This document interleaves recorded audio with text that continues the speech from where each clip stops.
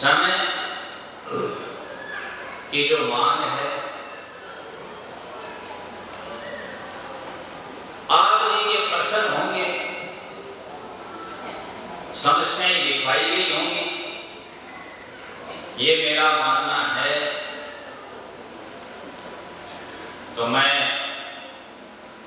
आपसे आग्रह करता हूं कि यदि कोई समस्या, कोई प्रश्न आपके पास आया हुआ हो तो उसको वाचन करें, प्रस्तुत करें।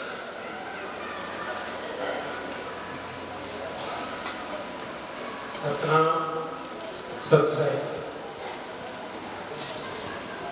परम श्रद्धेय गुरुदेव जी के चरणों में कोटि कोटि प्रणाम।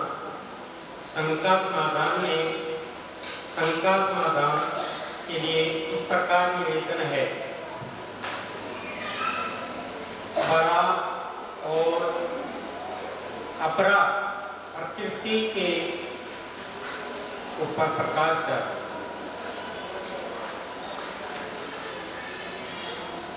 देखिए पुण्यात्माओं,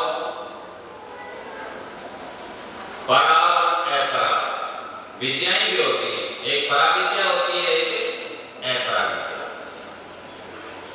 मैं बहुत ही ब्रीफ में बताऊंगा। मैंने पहले बोल दिया कि समय का तकाजा है। बहुत ही सावधान समझ लीजिए, दार्शनिकों की भाषा नहीं बोलूंगा। एक बहुत बार बताया नहीं, उपसर्ग लग गया है परा और परा परे, समझ गए? ये दो हो गए। अब इनमें प्रकृति है, मूल में एक शुद्ध जिसमें कुछ मिलावट है, इनमें भी दो बार कर दिए प्रकृति के या विद्या के,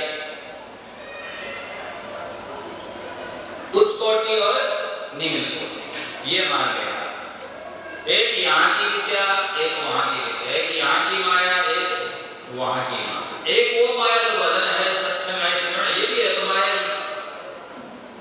ये भी क्या है? माया। हम यही कहते हैं, वो बोलकर मेरे मन जानी माया करते जानो, है तो माया। लेकिन जो विशुद्ध है, जो वजन हमें वहां तक ले जा रहा है, वहां वो प्रकृति है जो इन तत्वों से ऊपर है, जिसमें काम क्रोध मद लोभ, समझे? परा, जैसे परावाणी नाम सुना होगा आपने, परा प्रशक्ति मध्यमा वेग, वो भी वो प्रकृति। और एक ये जिसमें हम रोज विश्व के अंदर रहते हैं, रोज कार्य करते हैं, जो क्षिति पाव जल गगन समीरा पंच रचित अति अधम शरीर, ये दो प्रकार की प्रकृति है। नेक्स्ट, सतनाम सत्संग एक राम घट घट बोले, एक राम दशरथ के घर डोले, एक राम जगत पसारा, एक राम है सबसे नारा। कृपया इस प्रकार जाने के पर देखिए, ये साथी है। कोई विद्वान कैसे कह देता है, कोई कैसे कह देता है। इसमें भी मैं दार्शनिकों की भाषा में नहीं समझाऊंगा, सीधा सीधा समझाऊंगा। तो समझिए, एक राम घट घट, क्या बताया? घट घट बोले, बोले। एक राम घट में एक राम को पूरा करते हैं। आपने तो 4 राम बता दिए ना, प्रश्न में कितने राम बताए? 4 बता दिए। अब ये 4 को समझाना पड़ेगा, ठीक है ना? जैसा प्रश्न है वैसा ही क्या देना पड़ेगा, उत्तर देना पड़ेगा। वैसे राम एक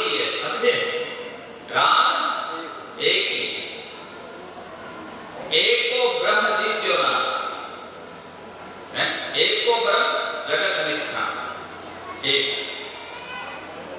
आदि गुरु शंकराचार्य सर्व खली बलम ब्रह्म अहम ब्रह्मास्मि त्वं ब्रह्मास्मि सर्व खली बलम ब्रह्म। लेकिन यहां जो प्रश्न है उसको सुनिए। एक राम घट घट बोले, ये बोलता कहां से आया? कवि साहब की वाणी बोले तो ये बोलने वाला राम कौन सा है? ये राम आत्मराम। कौन सा राम? आत्मराम। समझ गए? जिसको कि कहते हैं क्या है नहीं, लेकिन कहते हैं कि ईश्वर अंश जीव अविनाशी।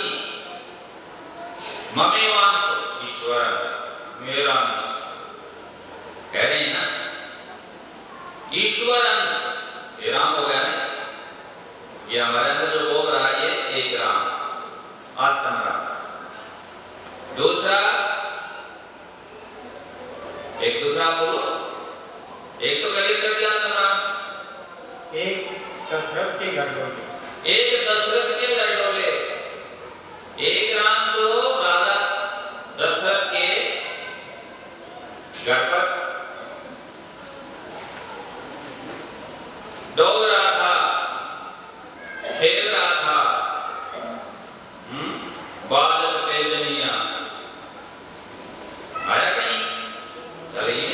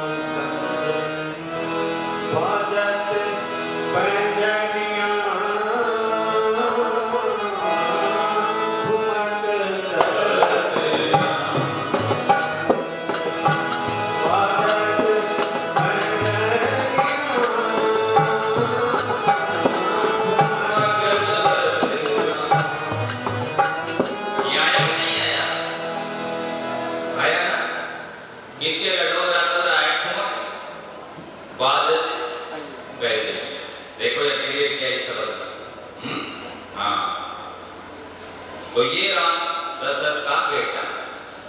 दूसरी तरफ से कई यूं भी कहते कि एक राम दशरथ का बेटा एक घट में बैठा। ऐसे भी लोग तो अनेक प्रकार से कहा जाता है ना? क्योंकि कहने का तरीका है अलग अलग। जैसे परमात्मा को अलग अलग तरीके से कहते हैं। कहते हैं एक को स्वरम विप्रा बहुधा वदन्ति। देखो है ना, एक को एक है लेकिन विप्रा बहुधा वदन्ति। विद्वान लोग अनेक प्रकार से कहते हैं। ये नहीं कहने कहते हैं नो ब्रह्मे पत्रेणा। अनेक नहीं कह रहे, अनेक प्रकार से कहते हैं। एक को ही अनेक प्रकार से कहते हैं। जो हमने शब्द दिया आपको कि ईश्वर अल्लाह गॉड गोविंद राम सत्य पुरुष सतगुरु सत्य। तो यहां क्लियर हुआ कि एकम सदैव विप्रा बहुधा वदन्ति। मतलब विद्वान लोग अनेक प्रकार से कहते हैं इसको, एक सत्य को, एक राम को यूं मानते। तो दो राम हो गए, एक तो अपना अंदर वाला आत्मा और एक राजा दशरथ का बेटा। आगे एक राम जगत पसारा। एक राम, ये संसार जिसने रचा, ग्रेट ऑफ क्रिएशन, ये सृष्टि का निर्माता, ये विधि जिसको बोलते विधि विधाता राम। और बहुत से इसको काल निरंजन भी कहते हैं, निरंजन भी। ठीक है, ये हो गया। अब अगला चौथा, एक राम इन सबसे न्यारा। इन सभी से अलग है। वो परिणाम, वो